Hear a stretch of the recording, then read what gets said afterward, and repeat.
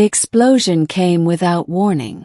1 second, Commander Elara Voss was maneuvering the Ardent Dawn through a patch of microasteroids in the Zeta Lyrae system, and the next, a cascade of warning lights blazed across her control panel. A shockwave tore through the ship's starboard thrusters, sending her vessel into a deadly spiral. She barely had time to launch the escape pod before the Ardent Dawn broke apart like a dry husk. As her pod jettisoned into the void, Elara's last sight of her ship was a fireball dissipating into the eternal black. She lost consciousness as the escape pod plummeted through an atmosphere unknown, encased in heat and flame. She awoke to silence, punctuated only by the ticking of cooling metal. The pod's emergency systems had deployed a canopy, shielding her from the harsh sunlight of this alien world.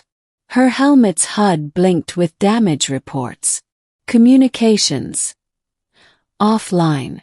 Beacon malfunctioning. Supplies minimal. Survival first, she whispered, rolling out of the pod. The landscape stretched wide. An ocean of violet grasses waved in the warm breeze, under a pale lavender sky. Strange, angular mountains jutted up in the distance, and enormous floating rocks hovered motionless in the sky like gods forgotten by time.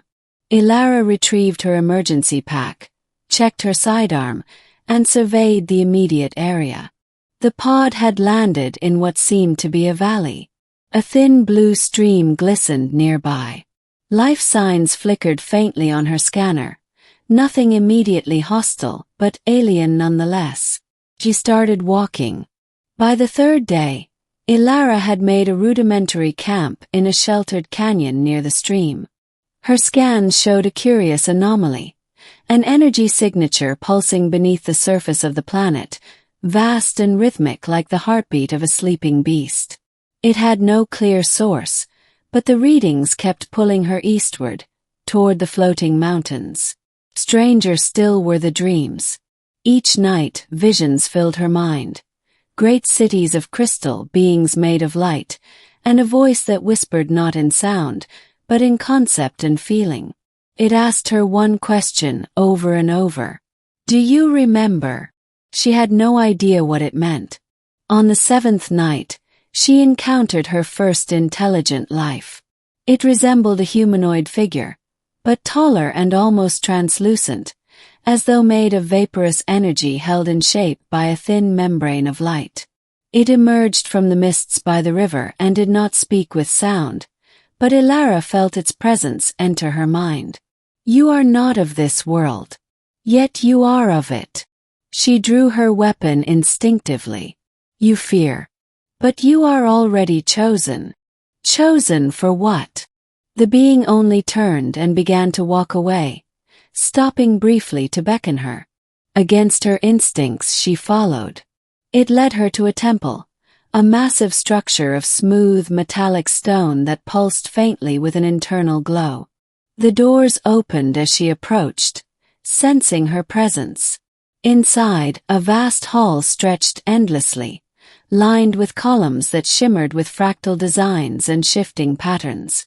In the center stood a sphere, levitating, rotating, and filled with a galaxy of lights. The being pointed to it. Touch it. Your path begins where memory ends. She hesitated. The sphere felt ancient, powerful. Her fingers met its surface, and the world dissolved. She was no longer on the planet.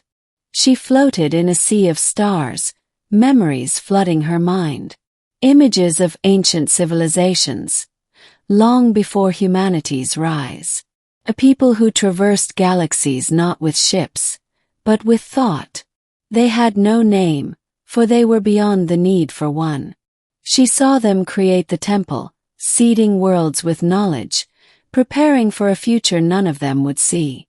And she saw herself among them. She was not Elara Voss, not originally.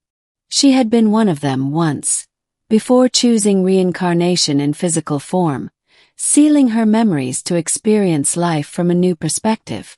The sphere returned her to the temple.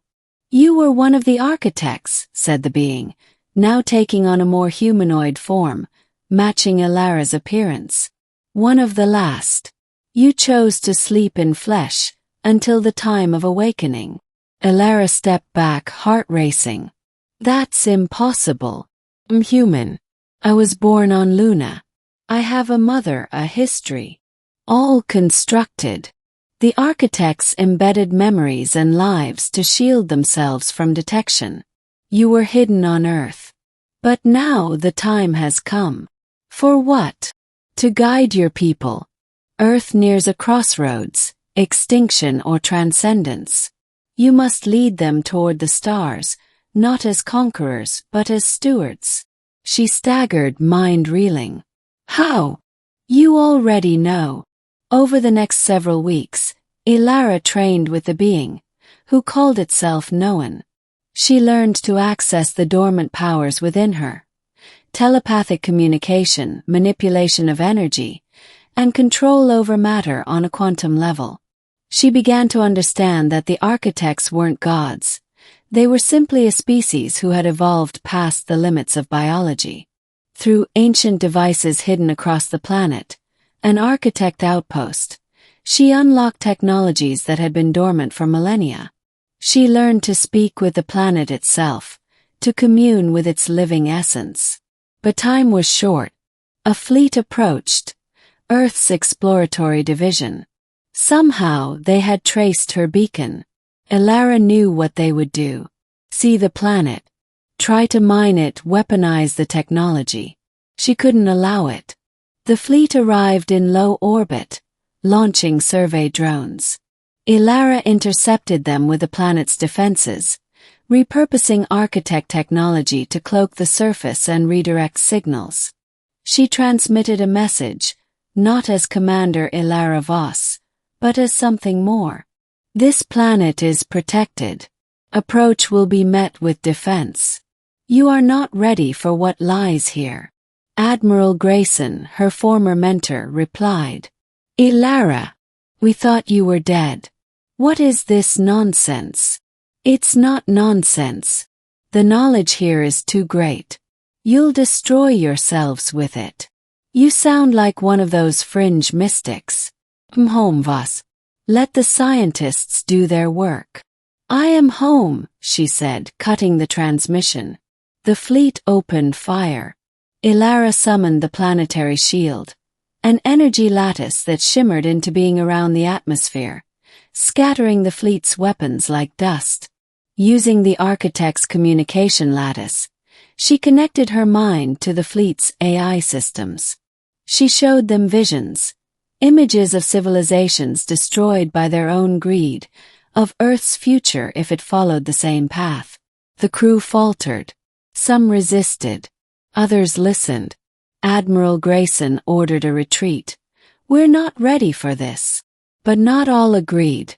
A rogue ship broke formation and descended toward the planet, weapons hot. Elara met them in the sky. She hovered above the surface, surrounded by a corona of light. The architect technology enhanced her form, clothing her in a shimmering exosuit of living nanite crystal. She raised her hand. The ship's engines froze. The weapons melted in their housings. Systems shut down as if asleep.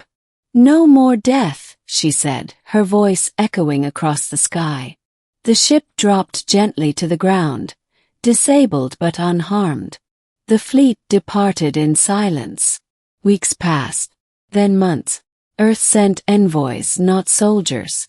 Scientists, philosophers, even children. Elara met them as a guide. She did not offer weapons or secrets. She taught them to listen, to themselves, to the planet, to the universe. Humanity began to change. By the time Earth launched its first architect-inspired vessel, powered not by combustion,